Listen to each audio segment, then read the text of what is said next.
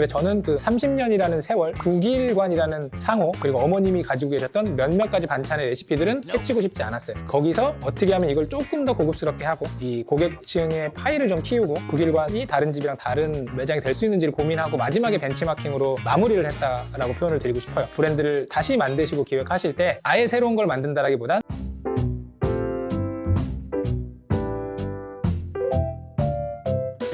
안녕하세요. 외식업 브랜드 만드는 제이아빠입니다. 반갑습니다.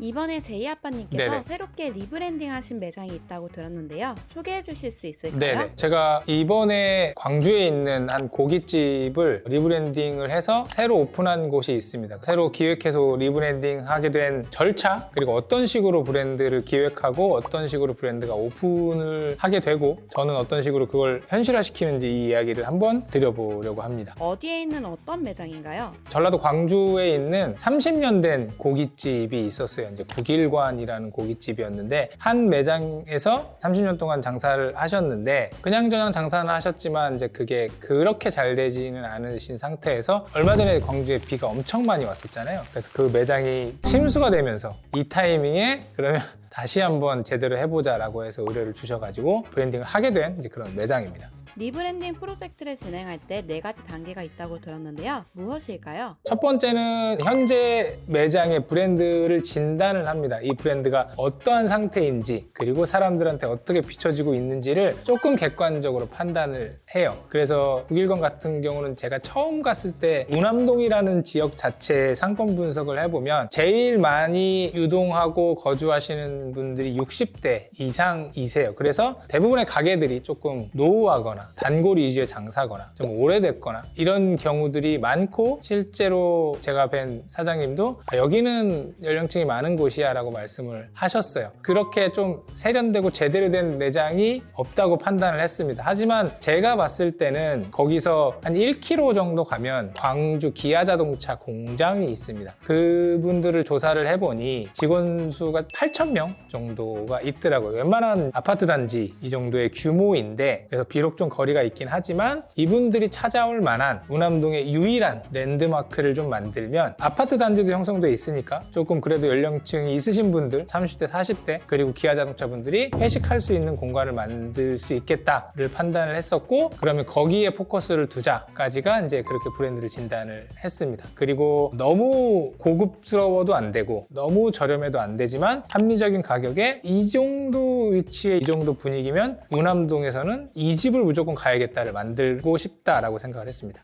두 번째 단계는 철학과 혜택을 만드는 거였는데 일단 철학은 그거였어요. 국일관이라는 상호를 검색을 해보면 전국적으로 한 100개는 나올 겁니다. 근데 그 국일관이 상호는 다 국일관인데 파는 음식도 다 달라요. 어떤 데는 설렁탕 팔고 어떤 데는 고기 팔고 어떤 데는 냉면 팔고 어떤 데는 퀄리티 좋고 어떤 데는 퀄리티가 낮고 합니다. 근데 국일관이라는 상호를 가지고 있는 데는 대부분 다 오래됐습니다. 그래서 저는 전통이라는 키워드는 가지고 가고 싶었고 그렇다고 아예 상호를 바꿔버리면 이 집 사장 바뀌었네라고 생각을 할 것 같아서 이 이름을 살려서 최대한 고급스러운 느낌을 주고 싶었는데 원래 국일관이라는 게 나라에 제일 가는 집이라는 뜻이긴 하거든요. 근데 뒤에 저희가 고기를 팔 거기 때문에 예전에 조선시대에서 임금님한테 이제 고기를 제공해 주던 것을 현방이라고 하더라고요. 그래서 나라에 제일 가는 고깃관이라는 국일 현방이라고 상호를 바꾸고요. 그리고 랜드마크를 하기 위해선 여기가 1층만 고깃집이었는데 1, 2층을 다 터서 기와집 모양으로 인테리어를 짜야겠다고 생각을 하고 그리고 전통적인 고깃집의 느낌을 줘야 되기 때문에 좀 고급스러운 한옥 느낌의 인테리어를 조금 했습니다. 그리고 혜택이라는 게 기존에 판매하던 고기 가격보다 조금 올리지만 약간 음식을 코스식으로 하나하나 중간중간 서비스를 드리고 그 지역이 룸으로 되어 있는 음식점 그리고 룸으로 되어 있는 깔끔한 집들이 거의 없었어요. 그래서 2층은 전체로 룸으로 구성해야겠다고 해서 룸으로 구성을 하고 1층에는 커다란 쇼케이스 육부실을 넣어서 우리가 갈비짝들도 걸어놓고 거기서 전문 육부장이 실제로 고기를 잘라서 육사시미도 서비스를 주고 이제 이런 혜택들을 만들었습니다.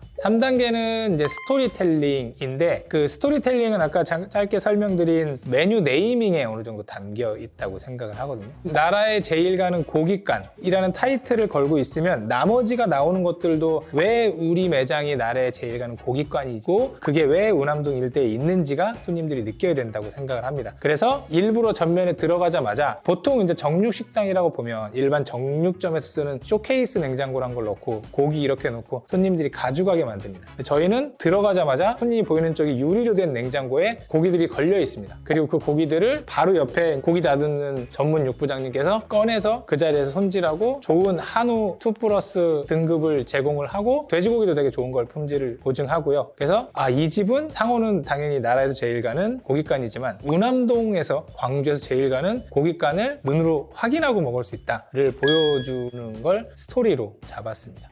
4단계는 이제 벤치마킹인데 우리가 벤치마킹을 생각을 하면 어느 매장을 하나 픽업을 해서 이 매장에 좋은 걸 따다가 내 매장에 갖다 놓고 다른 매장에 좋은 걸 내 매장에 갖다 놓고 또 다른 매장에 좋은 걸 내 매장에 갖다 놓는 순간 산으로 가거든요. 근데 저는 국일 현방에 오는 손님들이 어떤 느낌을 가졌으면 좋겠다라고 생각했던 게 양주에 가면 송추가마골이라고 굉장히 큰 갈비집이 있습니다. 거기는 규모도 그렇고 분위기도 그렇고 가족 단위 회식은 무조건 거기예요. 왜냐면 거기 같은 쾌적함 그리고 거기 같은 서비스 거기 같은 메뉴 구성 반찬 구성 이런 것들을 물론 거기가 이제 관광지긴 하지만 그 정도 분위기를 따라올 수 있는 데가 별로 없다고 생각을 하거든요. 그래서 국일 현방에 가지고 있는 표현하고자 하는 것들을 송추 가마골 느낌을 주고 싶다라고 해서 거기서 쓰는 뭐 플레이팅이나 좀 사소한 것들에 대한 포인트는 가지고 왔습니다. 그래서 제가 이제 벤치마킹을 할 때 늘 중점을 두는 건 스토리도 만들고 메뉴도 만들고 인테리어 만들고 어떤 매장의 분위기를 따라가고 싶은지만 정하면 저는 벤치마킹은 끝난다고 생각을 하거든요. 그래서 송추가마골의 여러 가지 포인트들을 담아서 메뉴판도 그렇고 자세한 디테일들이 송추가마골들 좀 많이 차감했습니다. 그래서 결국엔 국일 현방이라는 브랜드가 지금은 오픈을 하게 됐고 계속해서 그 전보다 매출 200% 300% 올라서 계속 장사를 현재까지는 잘하고 계십니다. 국일 현방에 대해서 설명해 주셨는데 마지막으로 전하고 싶은 이야기가 있으실까요? 브랜드를 기획하고 브랜드를 만들 때 보통 다른 집들은 이렇게 하는데 이 집을 벤치마킹 해야겠다라고 가져오는 경우들이 있습니다. 근데 결국엔 원래 브랜드가 가지고 있던 그 손님들이 만족했던 포인트들은 분명히 있다고 저는 생각을 합니다. 국일관의 경우는 30년 동안 한 집에서 그래도 어머니가 오랫동안 갖고 왔던 그 레시피를 가지고 단골들을 향한 장사를 하셨고 그게 파이가 적었을 뿐이지 어느 정도 장사는 유지하시고 계셨어요. 그래서 저는 그 30년이라는 세월 국일관이라는 상호 그리고 어머님이 가지고 계셨던 몇몇 가지 반찬의 레시피들은 해치고 싶지 않았어요. 거기서 어떻게 하면 이걸 조금 더 고급스럽게 하고 이 고객층의 파이를 좀 키우고 국일관이 다른 집이랑 다른 매장이 될 수 있는지를 고민하고 마지막에 벤치마킹으로 마무리를 했다라고 표현을 드리고 싶어요. 브랜드를 다시 만드시고 기획하실 때 아예 새로운 걸 만든다라기보단 내가 가지고 있는 장점을 어떻게 하면 더 극대화를 할 수 있을까? 그리고 나랑 비슷한 메뉴, 나랑 비슷한 서비스를 하는 다른 매장, 그 중에서도 가장 잘하는 매장은 어떤 것에 포인트를 둘지 찾아보시고 내 브랜드를 객관적으로 진단하면 스스로도 브랜딩을 하실 수 있지 않을까라는 생각을 해서 소개를 시켜드렸습니다. 감사합니다.